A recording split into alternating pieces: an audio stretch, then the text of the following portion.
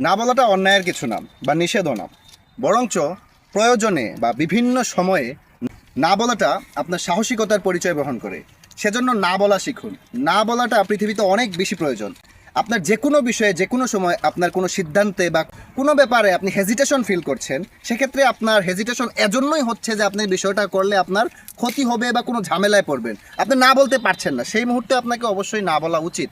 মনের বিপরীতে গিয়ে হ্যাঁ বললেন, দেখবেন এই বিষয়টি আপনাকে ধীরে ধীরে অনেক বেশি কষ্ট দিবে।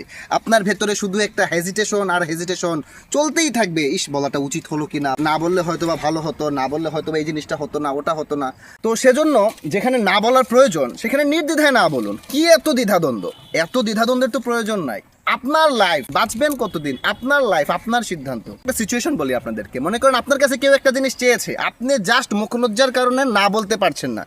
আপনি তাকে এই জিনিসটা হা বলার ফলে আপনার বিশাল বড় কোনো ক্ষতি হয়ে যাবে, হয়তোবা আপনার অনেক সময় নষ্ট হবে, অথবা আপনার কোনো ফিনান্সিয়াল লস হবে বা কোনো না কোনো প্রকার লস হবে। সেক্ষেত্রে শুধুমাত্র আপনি মুখ পরিচিতির জন্য আপনি তাকে না বলতে পারছেন না, সেই মুহূর্তে আপনার উচিত না বলা, কারণ আপনার এত কিছু বিসর্জন দিয়ে তাকে হা বলার তো কিছু নেই।